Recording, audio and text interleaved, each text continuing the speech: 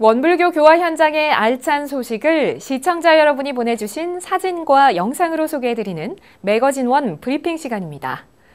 첫 번째 소식은 중앙교구 소식입니다. 중앙교구 청년연합회가 지난 14일 원불교 서일의 교당에서 일기 어디까지 써봤니? 라는 주제로 청년 교리 실천 사례 발표회를 열었습니다. 이번 발표회에서는 개인별 교리 실천 사례를 발표하는 방식에서 벗어나 일기법에 중점을 둔 교당별 공부 모임 사례가 토크 콘서트 형식으로 진행됐습니다.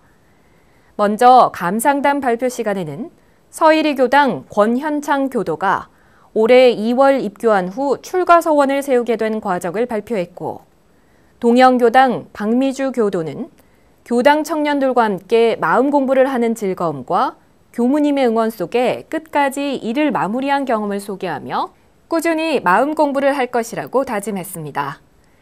이어 문화교당 김도준 교무의 사회로 문화교당과 이리교당의 일기 공부 모임 사례 발표가 토크 콘서트 형식으로 진행됐습니다. 문화교당은 온라인으로 일기를 올리면 지도교무가 감정하는 맞춤형 일기 공부 사례를 발표했습니다. 특히 김도훈 교도는 유무념 실천을 일기로 기재해 공부한 사례와 성과를 발표했습니다. 한편 이리교당은 7명의 청년들이 지도교무와 함께 정기적으로 일기 모임을 통해 공부한 사례를 발표했습니다.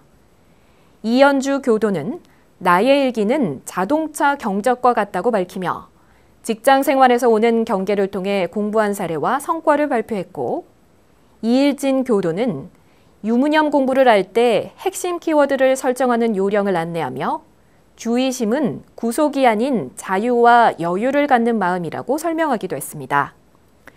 이날 청년 교리 실천 사례 발표회에는 중앙교구 배현송 교구장이 함께하며 청년들의 공부를 응원했으며 상주선원 이원탁 교무가 강평을 했습니다.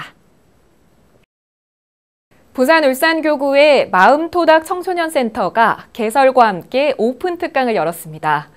지난 15일 교구청 5층 대각전에서 다음소프트 신수정 연구원을 초청해 빅데이터의 개념과 활용에 대한 강의를 진행했습니다. 이날 오픈 특강에서는 빅데이터 전문 기업인 다음소프트의 신수정 연구원이 빅데이터를 통해 라이프 스타일을 읽다를 주제로 강연했습니다. 신수정 연구원은 인류 발생 이후 2003년까지의 정보량이 2019년에 이틀 동안 발생하는 정보량과 같다고 설명하며 나와 다른 사람을 이해하기 위해 빅데이터를 연구하는 것은 매우 중요한 시대라고 빅데이터 연구의 중요성을 강조했습니다. 이날 빅데이터에 대한 강의는 참가자들 모두에게 미래를 잘 준비해 살아갈 수 있도록 현재를 읽어내고 청년 교화를 위해 젊은 세대를 더 많이 이해할 수 있는 기회가 됐다는 평을 받았습니다. 한편 사단법인 삼동청소년회 마음토닥 청소년센터는 부산 울산교구가 청소년들과 더 가까워지기 위해 지난 3월 개소했으며 청소년 담당 박화영 교무가 센터장을 맡고 있습니다. 마음토닥 청소년센터는 이미 금곡 진로박람회 인성교육 체험부스를 운영했고 어린이 법문축제를 진행했으며 앞으로는 청소년 인성교육 강사의 양성 및 파견, 청소년 자원봉사, 진로 상담 등 청소년 교화 활동을 적극적으로 펼쳐나갈 계획이라고 밝혔습니다. 대한민국 7대 종단의 구성원들이 자살 예방 활동이 부족했던 것을 반성하며 지역사회와 생명운동 네트워크를 구축함으로써 생명문화 확산과 자살 예방을 위해 더 적극적으로 활동하겠다고 다짐했습니다. 한국종교연합과 생명존중시민회의는 6월 18일 서울 대한성공회 서울대 성당에서 2019 생명존중 종교인 대회 및 평화포럼을 개최했습니다. 특히 생명존중 종교인 대회는 원불교 김대선 교무의 사회로 진행됐으며 한국종교연합 박경조 상임대표와 생명존중시민회의 박인주 상임대표가 OECD 국가 가운데 대한민국이 15년째 자살률 1위를 기록하고 있는 안타까운 현실을 소개하며 이날 선언의 의미를 설명했고 생명존중시민회의 임상진 공동대표는 현황 발표를 통해 1990년부터 2010년까지 OECD 회원국들이 25%의 자살률을 감소시키는 동안 우리는 오히려 50% 넘게 자살률이 증가해왔다고 자료를 제시하고 한 해 12,000여 명이 넘는 사람들이 스스로 생명을 버리는 참혹한 현상을 우리 사회는 계속 외면해왔으며 오히려 가족들과 지인들에게 책임을 전가하고 있다고 지적했습니다. 그리고 유가족의 아픔을 증언하기 위해 발언대에선 김혜정 씨는 자살을 죄악시하는 사회 풍토로 유가족들은 가족을 잃은 슬픔을 위로받기는커녕 오히려 자살을 막지 못했다는 책임까지 전가받고 있다고 설명하며 자살에 대한 인식 전환이 시급하다고 호소했습니다.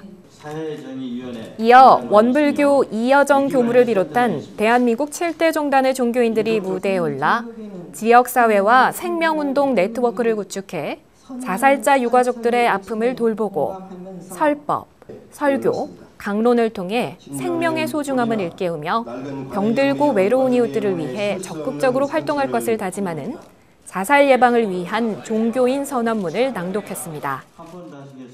이후 생명문화 공연에서는 생명의 신앙독이 있었고 자살 영령들과 유가족들에게 애도와 위로를 전하는 노래와 춤이 펼쳐졌습니다. 생명존중 종교인 대회가 마무리되고 바로 그 자리에서 한국종교연합이 주관하는 종교인 평화포럼이 개최됐습니다.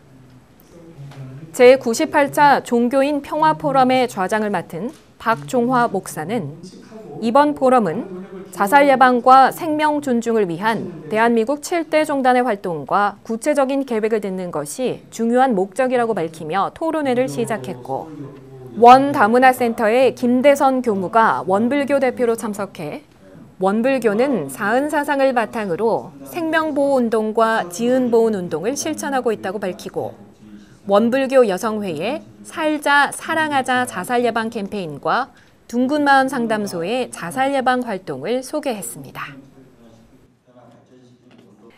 원광대학교의 수건사업인 시외버스 승강장이 설치돼 개소식을 가졌습니다. 이에 따라 익산터미널에서 서울 남부터미널행 노선이 원대 앞 사거리 승강장을 경유해 하루 10차례 운행되고 있습니다.